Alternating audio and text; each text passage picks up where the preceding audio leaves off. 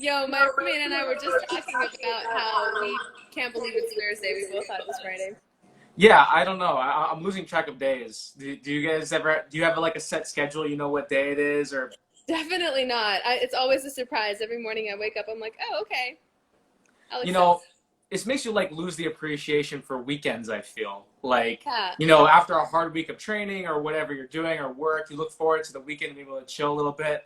And pretty much like every day it kind of feels like a Saturday. And now it's almost like now I hate Saturdays or I'm not interested in Saturdays anymore. It's not the same anymore. Yeah, it's like it all blends together. I feel like Mondays are usually the day where I don't have any classes or don't teach anything, so that's kind of my weekend. That's my look forward to day, which is Okay.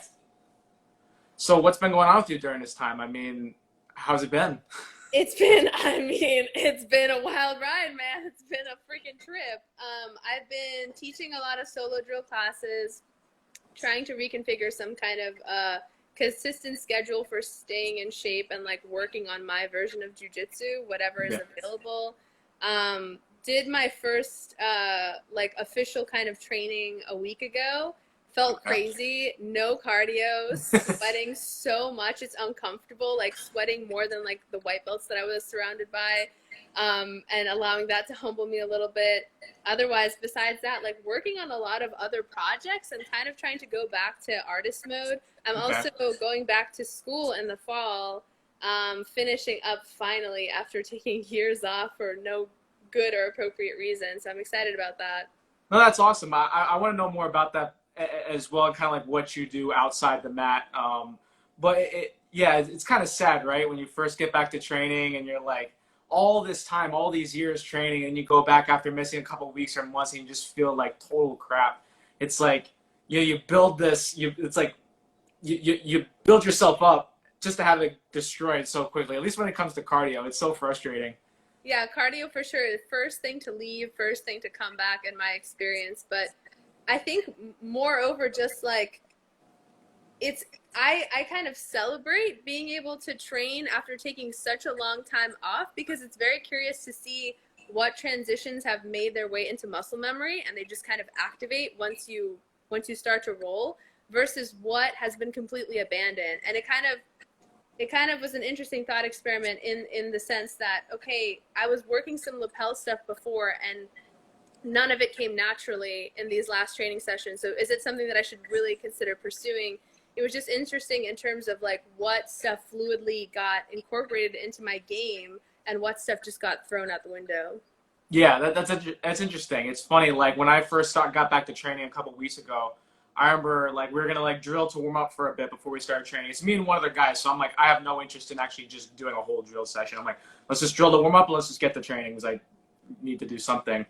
And I remember like thinking like man I don't know what the hell to drill. I couldn't even think of anything. It's Drill? so That's insane. That's I like know Twilight Zones type stuff. You always know what to drill. I didn't want to drill. I didn't know what to drill. It was weird. What year is this? What year is this? Like, what are we in the apocalypse? Because you just said that. Literally, I didn't believe it with all the stuff happening outside. Now that you said that, I believe it might be the case. Yeah. Get Kid Dale over here. I'll back him on his argument now. Dude, Remember that? holy moly. Yeah, but I totally feel you on in terms of like training has been like very weird and I'm sure you have a lot of things to say about it, but it's weird to be like a jujitsu athlete at this time because I remember the first thought that I had was, oh damn, like I'm not an essential business. Like people can just shut me down and I don't have a livelihood anymore, kind of because of everything that's happening around me. And that was a really weird kind of thing to think about. And then one of my students, after I had voiced this to her and expressed it to her, she said, well, no, that's not the case. It's just this is a very specific set of circumstances that we've never seen. And to a lot of people, jiu-jitsu is essential. It's therapy. It's like emotional release. It's physical release. It's really important for a lot of people.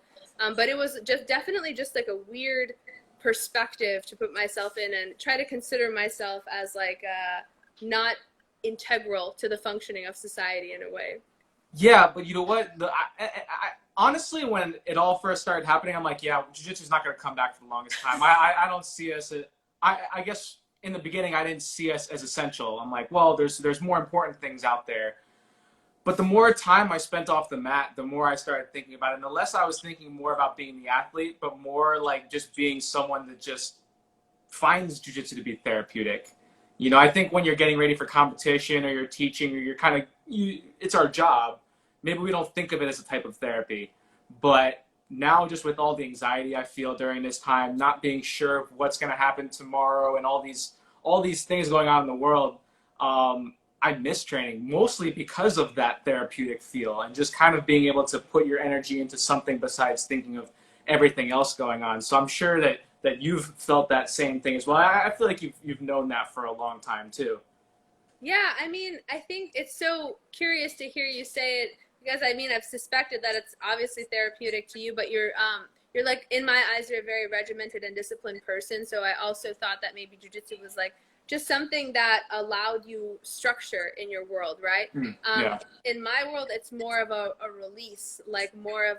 I really feel like the thing that I love most about jujitsu, the actual therapeutic quality of it, is it is the rolling for sure when the endorphins are released, when you're getting the sweat going, when you kind of enter into a zone where you're not thinking, when you're just reacting. That's therapeutic for sure.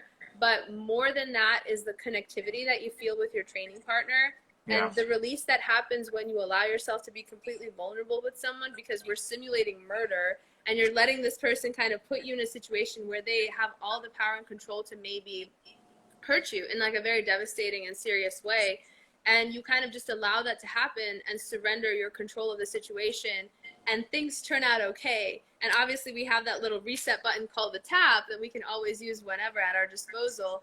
But just being put in those scenarios and allowing the kind of sequencing of the thing to happen, and then being able to also remove yourself from that and be like, I'm okay, I'm not hurt, everything's fine, and I feel great afterwards.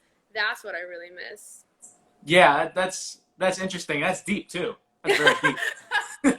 Have you been thinking of this in your mind for a while now? I've literally been thinking it since the beginning of quarantine, because I really had to take some time and sit down with myself and try to think about what it is about jujitsu that's so important to me that would make going through another round of this bullshit like worth it. You know what I mean? Instead of Yeah. just kind of defaulting and moving into a different stream and not doing the work of like taking on a risky lifestyle, you know, because what we're doing is very high risk. Like you're injured, you're out, you can't train, you can't Yeah. choose, like you're very income insecure. It's not like you have health insurance or anything like that. So is it worth the risk? And this whole time I'm thinking, yeah, it really fucking is. Yeah. That's funny how you're able to kind of like figure out why you want to go back. Because I can imagine for some people they're like, man, this isn't worth it. I need to do something. I need to shift. This is a good opportunity to shift my direction. But so that connectivity that you were saying and murder simulation while surviving is kind of what draws you back to it more than anything you'd think. 1000%. And also just the community. Like I Yeah. talk shit about the jiu-jitsu community as a whole all the time, just as I'll talk shit about any community. But the community, and I'm sure you feel this way too with your students and with your close training partners, the community feeling of just kind of all coming together and being on the same page when you're having this kind of like expression process happening, this murder simulation, and knowing that what you did was fun and like awesome, and you just want one another to grow and change and develop for the better and become better practitioners and better people. I also miss that, and just things kind of everyone knowing exactly where they are, everyone being exactly on the same page, if that makes sense. Yeah, no, it makes sense. Just having that connection with people, having something in common like that, and being able to joke about like the things that you do in training and how you're like choking each other out, and being able to just kind of like go over it either like technically wise or just kind of bullshitting about it. I definitely miss that. I didn't realize I missed that as much because I could be so rigid with my training, but then I realized like, man, besides the rigidness, besides the routine, having like a set thing to do every day, I do miss just being with everyone and being able to connect with everyone on some crazy thing that we do. Yeah, because honestly, like we're fucked up. Like who decides to do this? Who decides to just put on a bunch of sweaty hot pajamas and like risk getting sweat like poured into your eyes and into your mouth every single day, risk injury, risk like actual chronic injury that will make it more difficult for you to be like an actual human functioning adult in the future. It's a crazy thing for us to do. It's a crazy thing for us to take on. And then we're obsessed with it, and we do it all the time. And we love it, and we like, and some people pay money for this. Like, we get paid, but some people actually pay money for this. Well, they're crazier then. They're crazier then. We're crazy. We're not totally out of the spectrum. Or whatever you want to call it. You know, we're okay. At least we get paid for it. Yeah, I definitely think I've had like some outside friends or of jiu-jitsu or like relationships that have just gone awry because they see like, wow, this guy's obsessed with some really fucking weird thing that, you know, and all he wants to do is that. So I don't know if we can maintain this. You know, it's been a struggle. So I remember I went through a phase where I was like, you know, I want people that I know outside the gym and people that don't train jiu-jitsu, but I'm like, but none of them understand, or at least it's very hard for them to understand. You know, I can try to explain, but it's very hard to get through to a lot of people. It's just how essential it is to us, right? Yeah, you just don't get it. You just don't get me. No, I totally feel it. Like, I feel like I have these conversations with people that don't do jiu-jitsu, and I'm trying to like get them to relate to my world, and I'm like, it's just something like you gotta do, like you gotta experience it in order to kind of know what it's about. Because nothing really comes close to being communicated in that way. Like, it's such a profound thing. It's beyond a martial art. It's beyond a physical activity. It's like physical, emotional, spiritual. It's all the things combined into one experience that just, I think of it as like a little corner of peace in the world. You know, you just kind of do it and everything becomes realigned and you sort of feel complete afterwards. And nothing else really mimics it. Like, things come close, but nothing is as perfect in a way as jiu-jitsu. No, you know what's funny? I always think about this, but I'm jealous of sometimes those people that you would find come in and do like the one class and learn something new, and they'd be like total white belts, you know, and beginners, and just be happy with being able to like pick up a new technique, go home to their families, and not have to, you know, take it overly seriously. Having it as a job can be a little difficult sometimes. Yeah. But I do like. Sometimes I almost find myself kind of like envious of those people that can kind of use it as a release, as like you say, like a little corner of peace. Whereas sometimes when you make it into a job and it's your lifestyle, you know, then stress and anxiety kind of comes along with it. Rather than some people that are in the outside, you know, who don't, you know, do it for competition or do it for a livelihood, they can use it as that release they need. So sometimes I do like envy those type of people. I'm sure. I mean, competing for so long, and you've felt the stress. We both know what that feeling is like. I'm sure you've felt the same way at times. I wanna touch a little bit on what you just said with like that fresh experience as a white belt, and then how you feel as an instructor. I feel like I don't even think that I took my competitive role as seriously as I take my instructor role, because I feel like and you've had this experience too. You've seen several instructors in your life. You've seen kind of what it takes to be a good instructor, a competent instructor, and then someone that's just kind of maybe coasting, or like they got the black belt, they have the knowledge, nothing beyond that, no other learning processes. And I'm so terrified of becoming that. I'm so terrified of seeing jiu-jitsu as purely like a job I show up to the point where I don't challenge myself because of it. And as a result, I'm always trying to like seek out new information and watch new up and coming generations of athletes perform and see kind of how I can challenge myself as an instructor and humble myself so that I accept that I don't know everything. I accept that I can still learn a lot. Like, my journey is not complete by any means. And that's where I feel most like a white belt again, where I'll watch videos of like you or the Meow Brothers or Mikey doing crazy barambolos and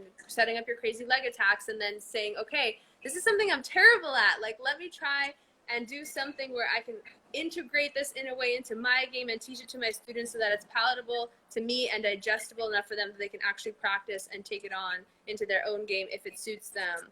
As for the competitive, like, Well, yeah. Go ahead.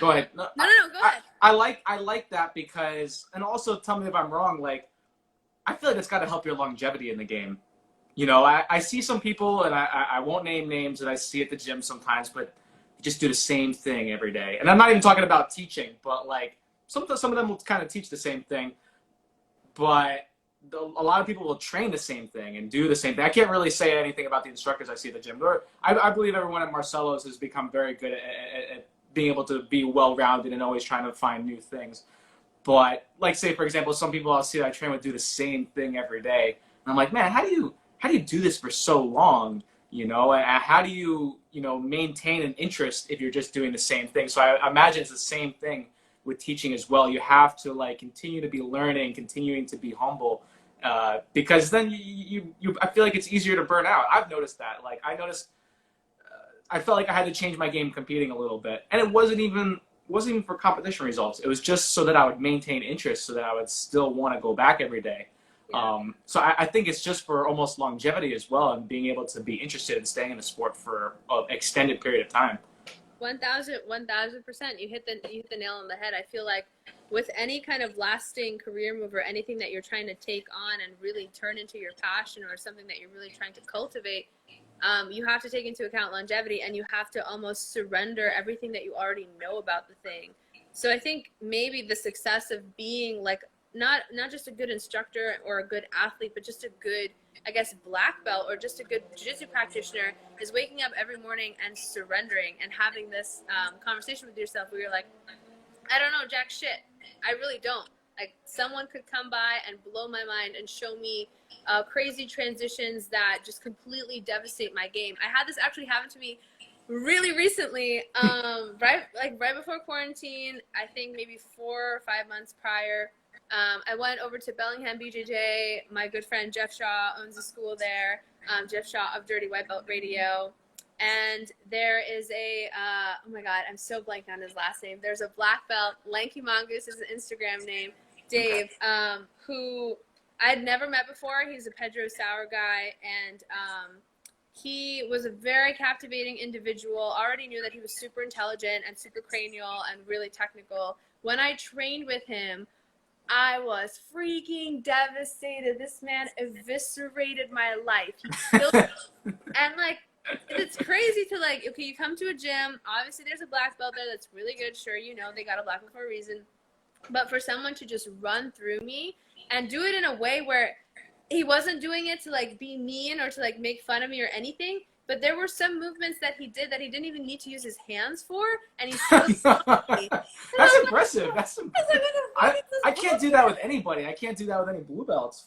Damn. Dude, it's just the way that he structured his game and his technical prowess and the way that his mind works in terms of analysis was so advanced that I found myself asking him many questions and trying to kind of get his ideas on how I should move in a way.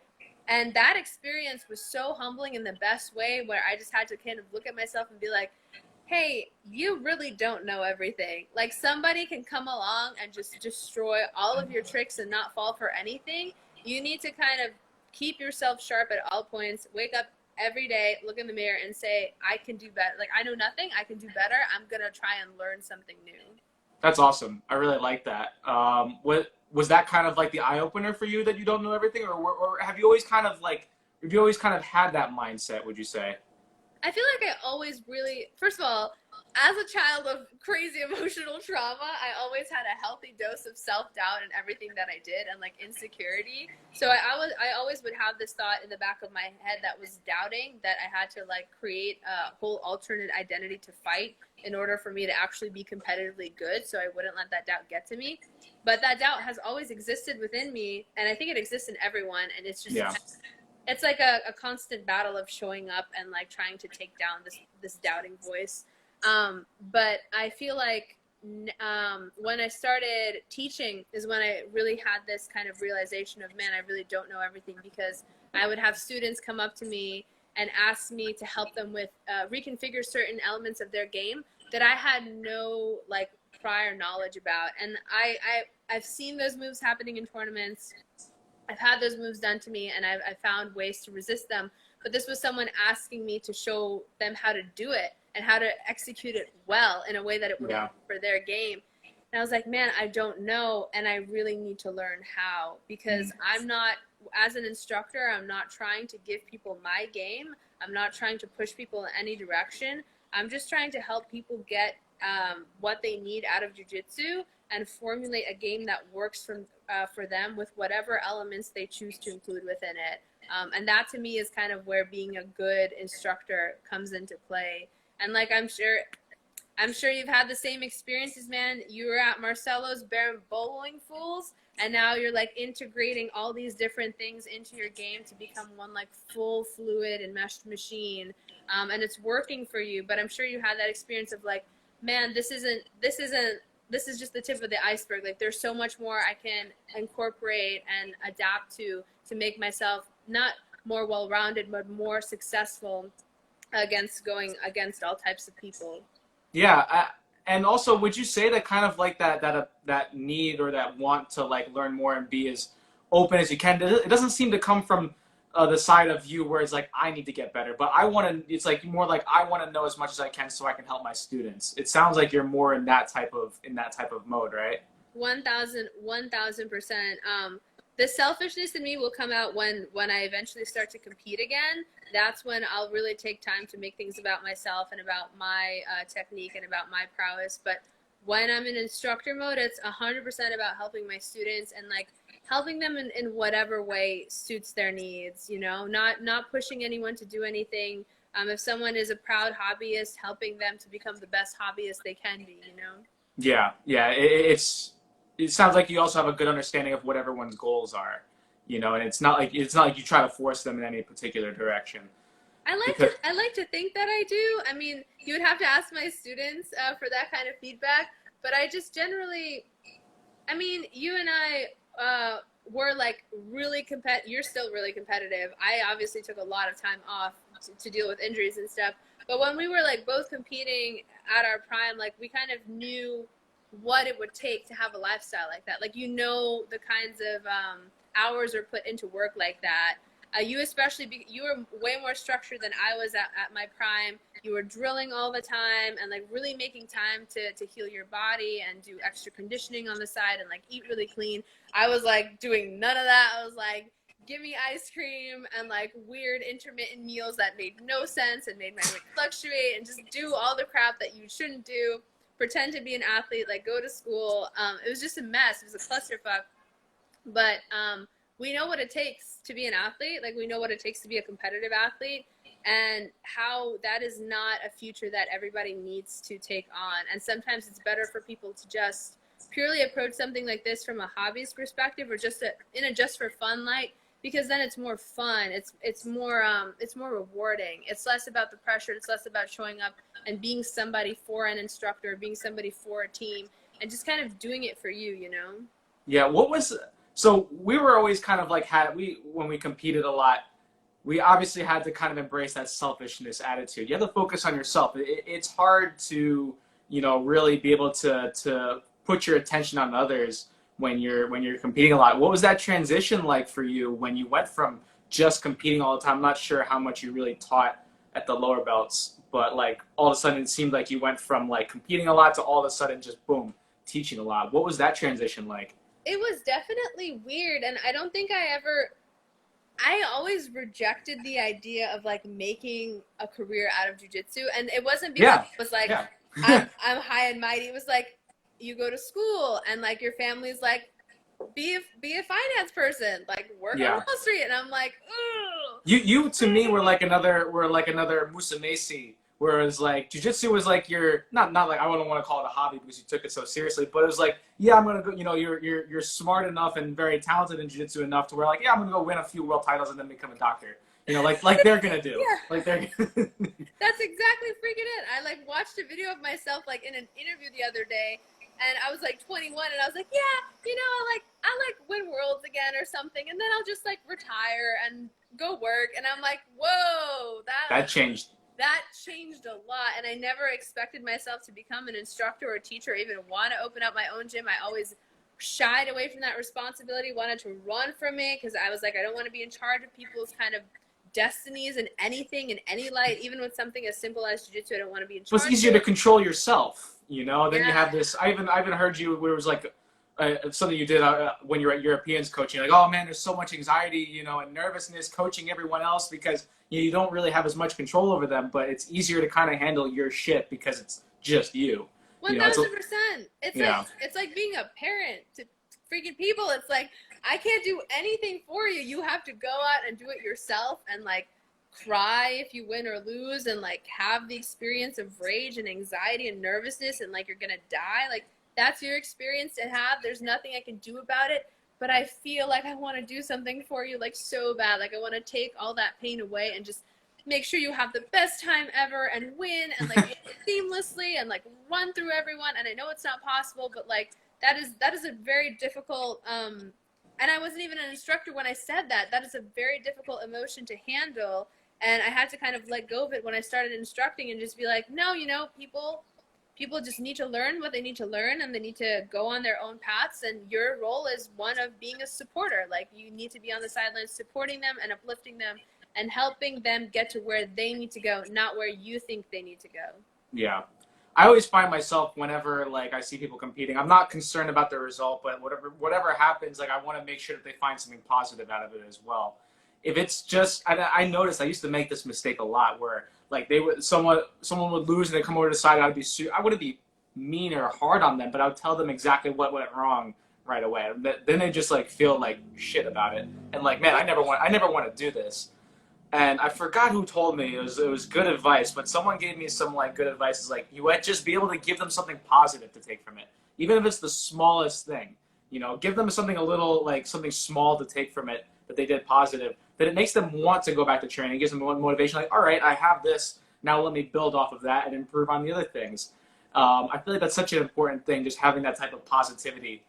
Regardless, and then you kind of chip away at that, you know, and the more you kind of keep positive with them, they start building a confidence through that, and then you know, and then the results will improve from there, hopefully, you know. 1000%, 1000%. And I think like, you know how there's that really popular saying in our community of like, you win or you learn. Like you don't lose, you just learn. You lose. I think you, yeah, You definitely lose. You learn and you learn. Like you learn in any configuration of the ending result. But I think that it's just there's like something so beautiful about being able to be there for someone after they go through an intense experience like that. And like you and I were both coached by Marcelo, and I know what it's like to be coached by someone who's like, you're losing, like you're losing, and I'm like, okay, but I don't know what to do with that. Like, help me out. And to like take that and then reconfigure it in my language and be like, okay, I'm not expecting anything from this person. I just want them to do the best that they can be, and I prepare them to the best of my abilities. But it's kind of up to them at this point, and I'm not going to take it personally, no matter what the result is. And afterwards, having that decompression session where you just talk to them. And I do exactly what you do. Like, as soon as they step off the mat, I'm like, hey, great job. Here's what you did really, really well. Here's what you did really, really poorly. And here's how we're going to fix that and mitigate it. And I always like to tell my students or just people that even come up and ask me for advice in terms of how to handle certain things. Even though you lose, you are never, ever at any point in your life with anything that you do moving backwards in time. You're always moving forward. And every kind of experience that you have is an addition. So your loss, while it might seem like it's pulling you back or holding you back, it's actually pushing you forward. Because now you kind of understand exactly what happened for the thing to not happen in your favor. And I know people say like sometimes you just get caught, blah, blah, blah. But I think you and I both know that there are things that happen before the match that really set and captivate your mindset and force it in a certain direction. And you get caught for sure. Accidents do happen. Sometimes you slip up. Sometimes you don't notice something. But it usually has to do with something that happened off the mat, right? Some sort of fatigue, maybe a brain fog, maybe you're tired, maybe you're unsure of yourself, maybe you like didn't eat that extra Cliff Bar right after weigh-ins, like something happened. And you usually take stock of those things, and then you're like, okay, revisiting what was happening before the match, I see, like I was doubting myself, or I had a certain thought, or I was distracted, or maybe the music I was listening to was not putting me in the right mindset. There's just always information available for you to pull from and then reintegrate in a positive or a different way for your next experience to then see what happens after that. Yeah. I like all that. I like all that. Gianni, I miss you so much. I might have had a brain fog for a second there because I got a pinpoint. I got a pinpoint that I wanted to ask you about. So you were talking about like doubts that you've dealt with, and I've come to the realization that it's not something you ever get rid of. It never goes away. It's just being able to kind of accept it for what it is and kind of just being able to handle it properly. I think Levi said something. He's like, anyone who says they don't have doubts is just lying. Yeah. And I agree with him, because I feel like as an athlete, as a competitor, with things outside your control, there's going to be things that you're going to have doubts. And they don't have to be. They could be small, they could be big, but they're there. It just depends on how you handle them. And you said you dealt with that a lot. Was there a certain method you had to be able to kind of suppress them, or to be able to kind of put them in its proper place, or was it just like alarmingly there?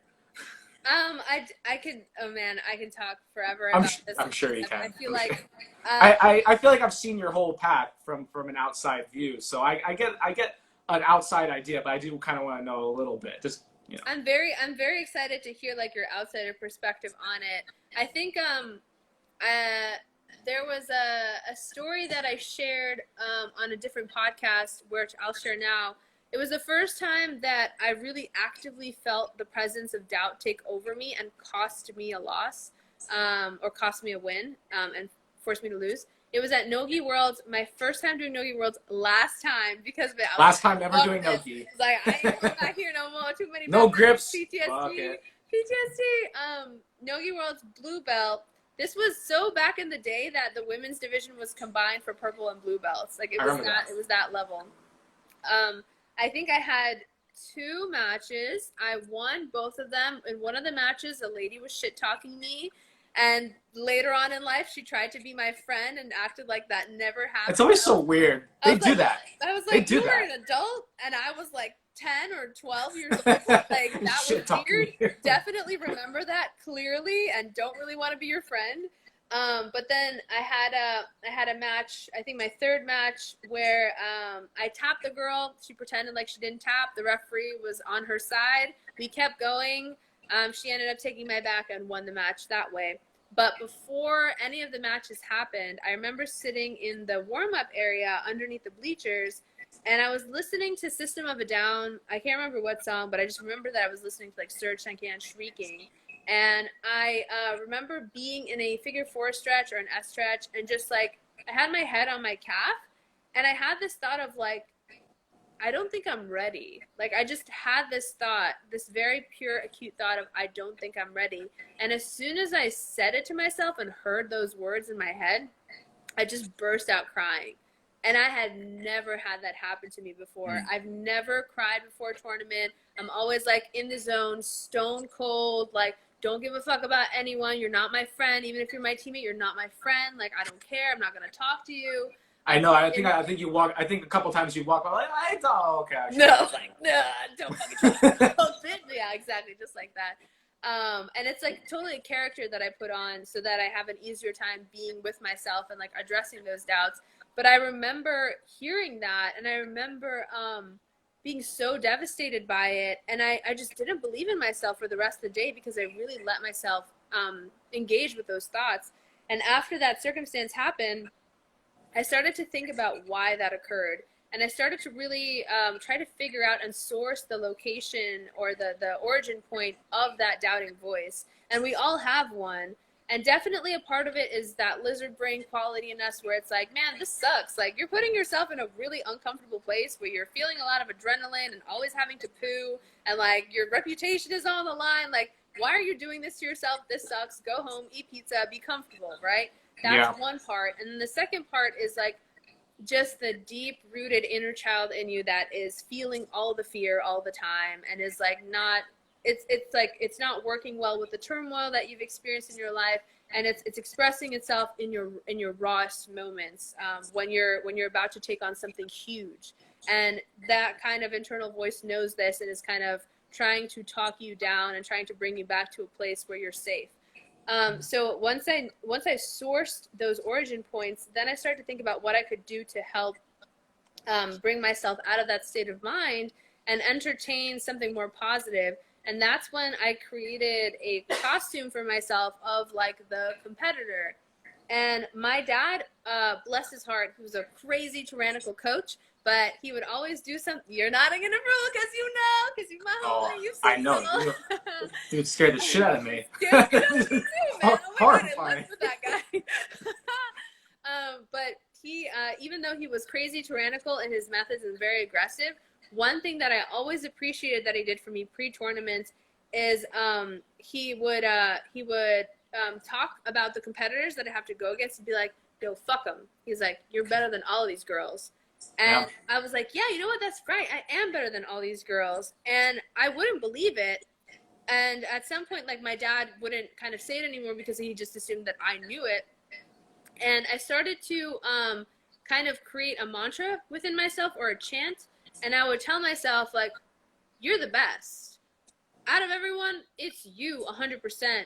The only things that are standing in your way are yourself right now. You know all the techniques that you needed to do to win. You've been practicing them your whole life. They succeed in training. There's no reason they shouldn't succeed out here.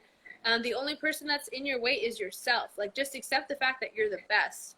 And then what happened when I started to say that is a lot of questions started popping up because I questioned myself a lot. So I started to ask, like, well, how do you know you're the best? And I'm like, I just know. Like, the story has been written. You're having like an internal talk. Exactly. Internal dialogue 1,000%, going. 1,000%. Yeah. And I would say, like, the story's written. Like, you're the hero in the story, and the hero gets to win. Like, the hero slays the dragon and gets the princess, and you're the hero, and it's already been foretold. Like, you're gonna win.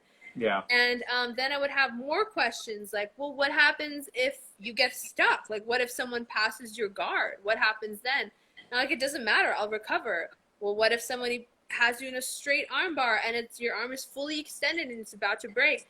Doesn't matter. I'll find a way to escape. The adrenaline is high. I won't feel the pain as much. I'll find some sort of nook or cranny to use to my advantage and escape. And when I do, then I'll find my own submission. And every single question that I had for myself would have this, like, very in-your-face confident response. And it was purely something that I built. Like, it's not something that I felt for real. It's something that I was telling myself because I was wearing this costume of ultra confident, super badass competitor Dom.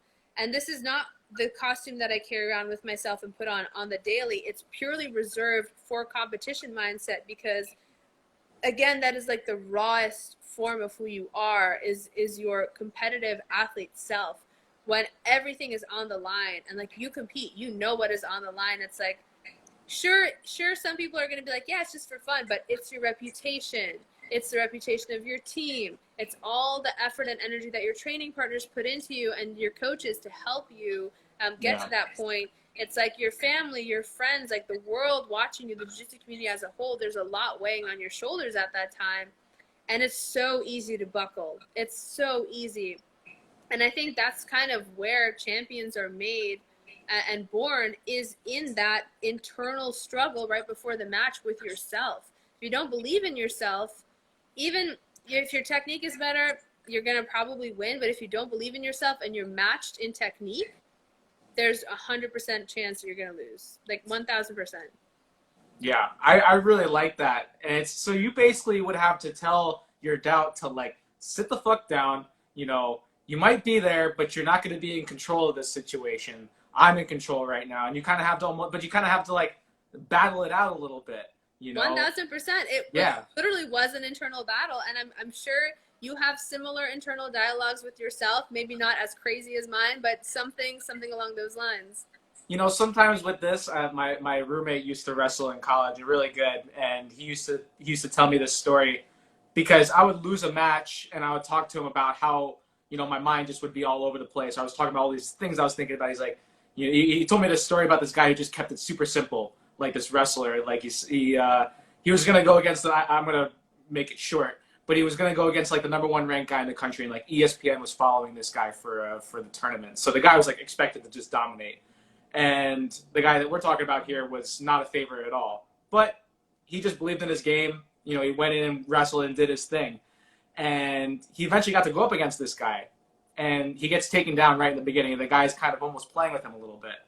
And something, like, lit that fire under him there, and he just went on to, like, I don't know the rules, but, like, he went on to, like, tech fall and, like, beat him by a certain number of points. Dominated this guy who was supposed to be the #1 person, who was supposed to be, like, the highlight of the tournament. And the interviewer asked him, like, man, you know, how did you feel going into a match with someone that was just expected to win? You know, you were the underdog by a lot. No one was expecting you to win. He's like, did you see that guy? He was wearing hunting socks. He was wearing hunting socks. I'm like, what the fuck? You know, the guy just didn't, he was so simple-minded.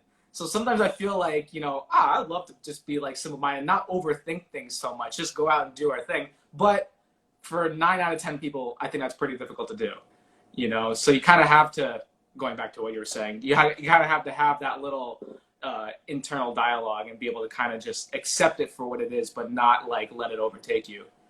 1000%.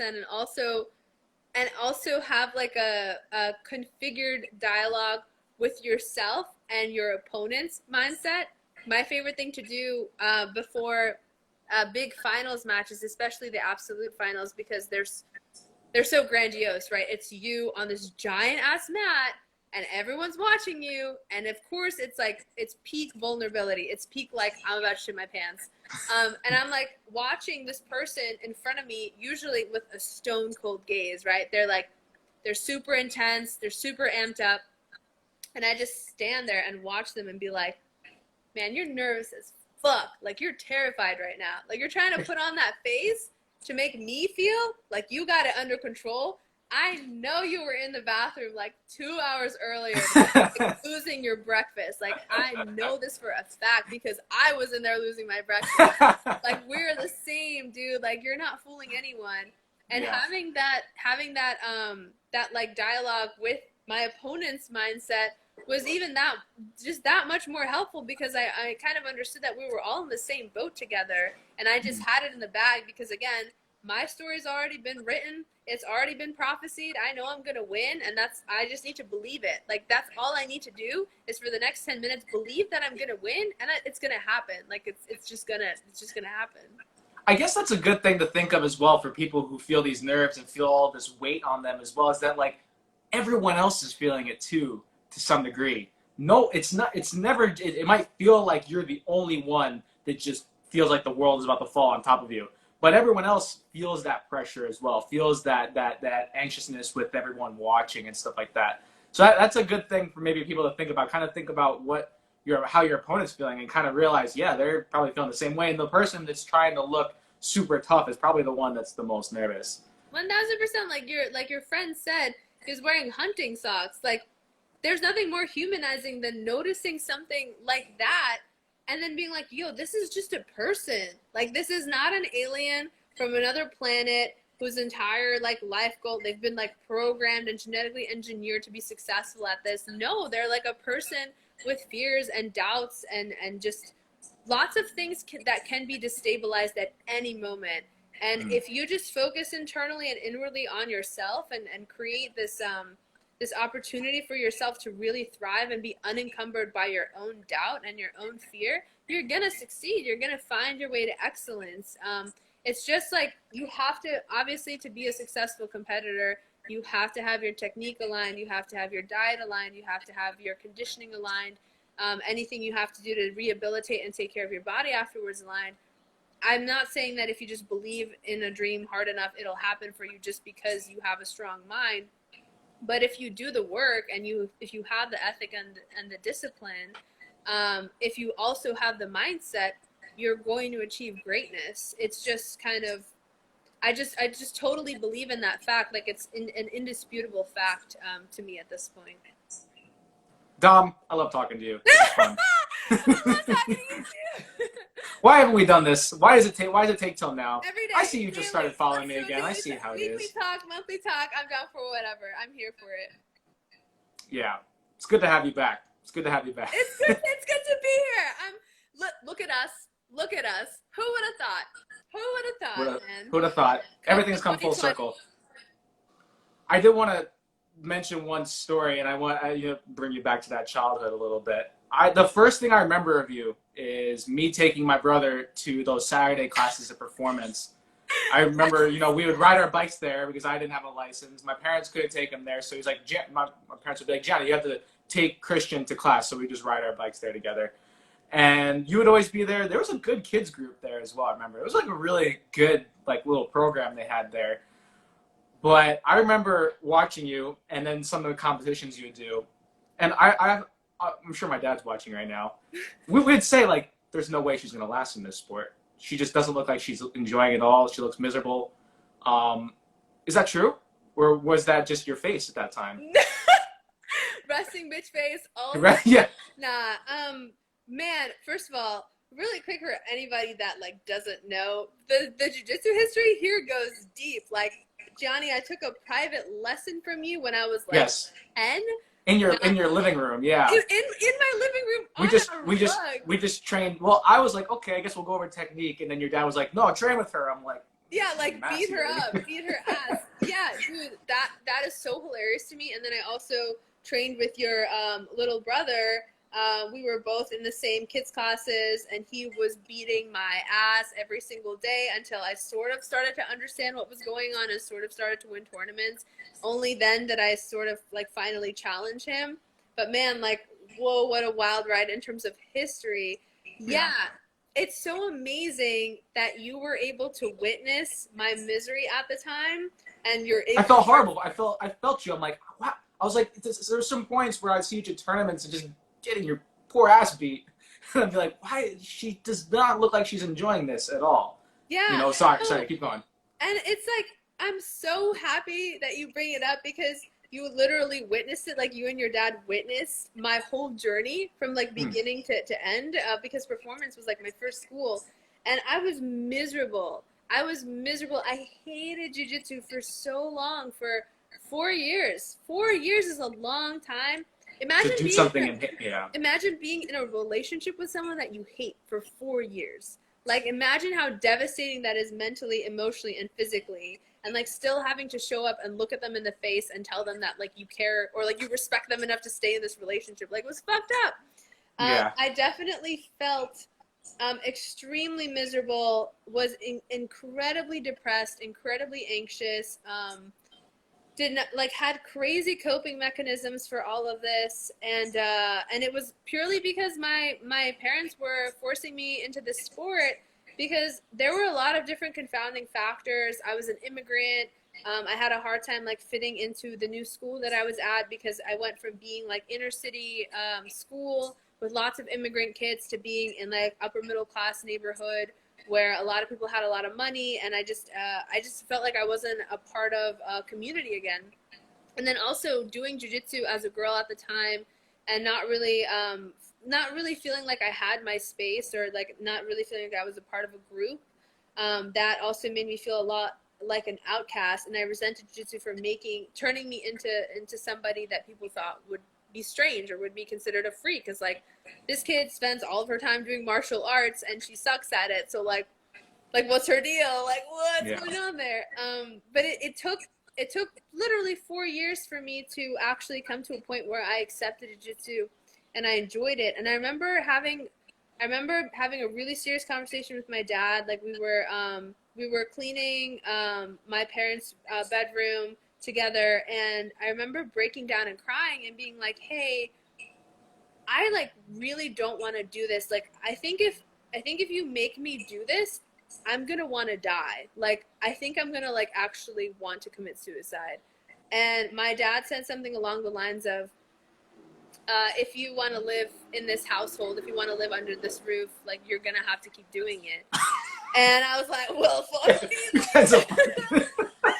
Well, fuck me. And I was like, okay, cool. Like, I guess that's my life.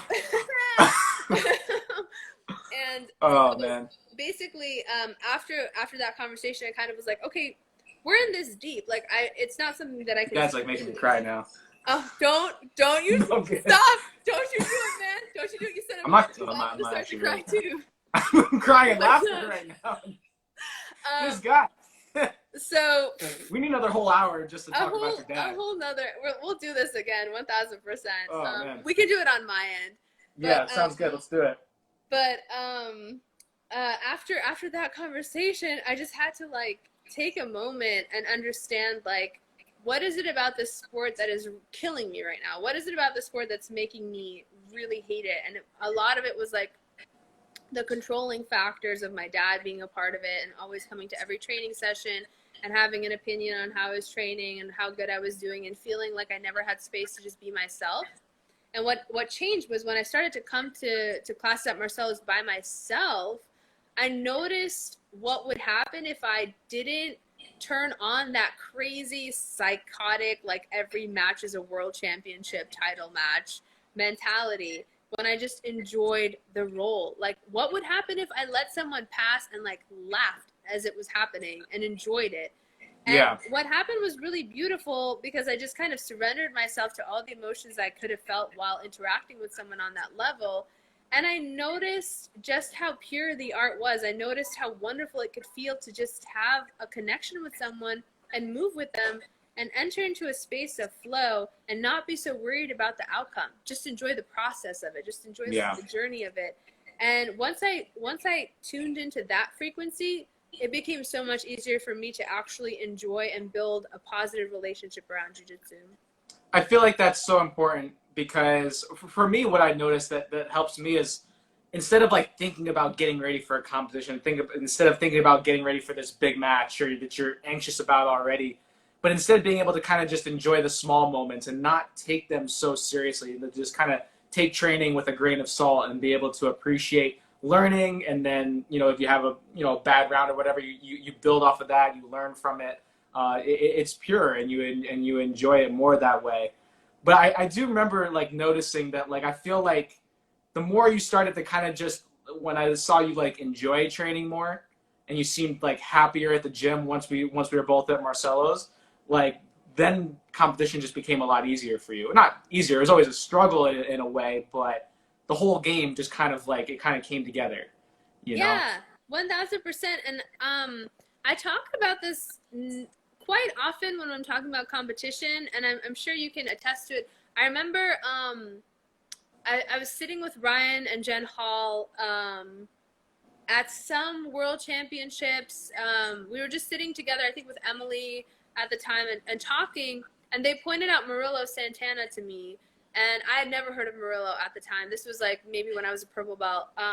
And I remember Ryan saying something along the lines of, this man is one of the best men in jiu-jitsu in the world, in the history of jiu-jitsu, to like have ever practiced the sport, but you'll never know it because he doesn't compete really well.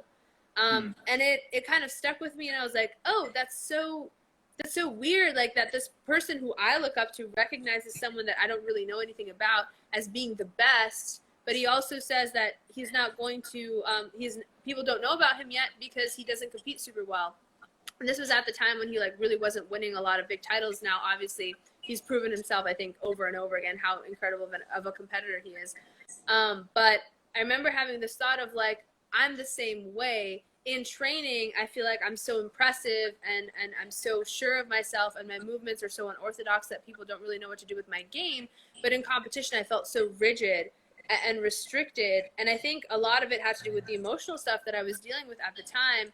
And when, again, I tuned into that different frequency of how I perceived my training, I feel like I started to view competition as more open-ended. I didn't think like, man, if I lose, like something really bad is going to happen. I just started thinking like, I'm going to win and everything's going to be awesome.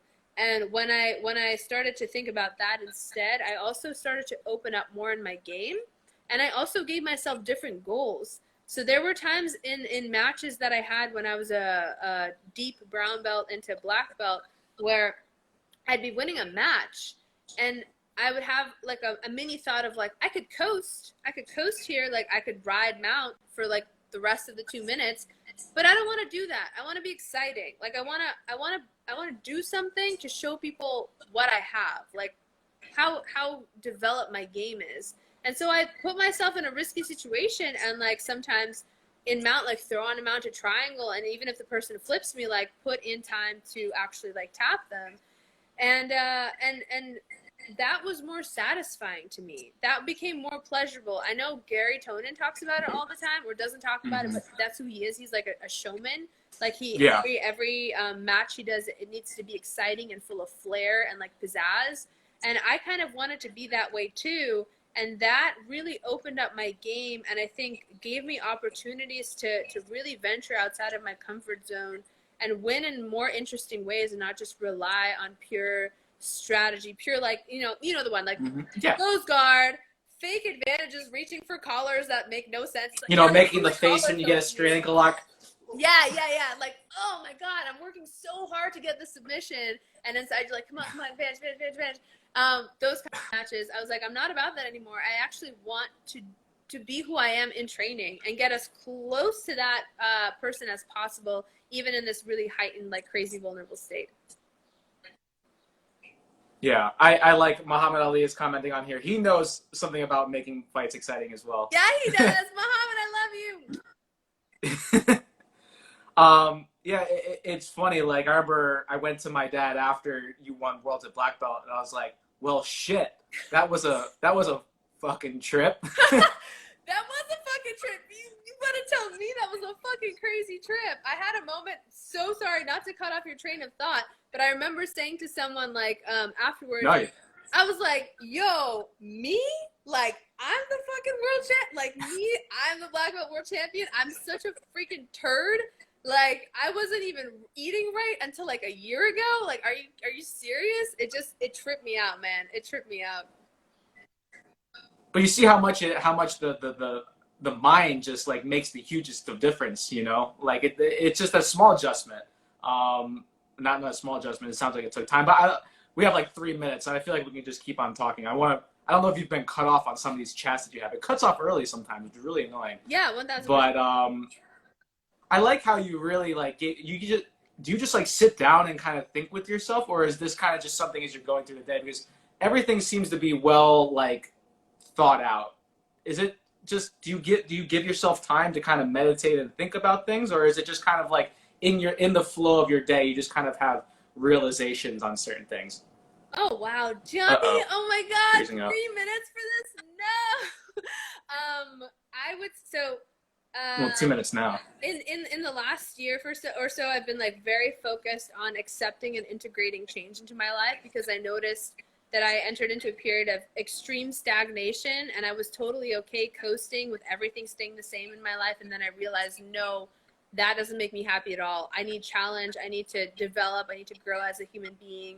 And a lot of the internal monologue stuff helped encourage this.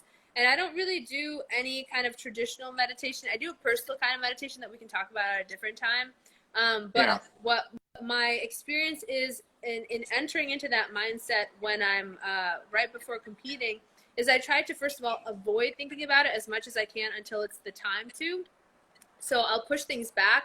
I'll be like, I'm not competing until another week. Don't think about it. On the plane, I'm not at the venue yet. At the venue, I haven't checked my weight yet. Checking weight. Oh, I'm not at the mat yet. At the mat. Okay, now we have to think about it. Like, now we have to go there.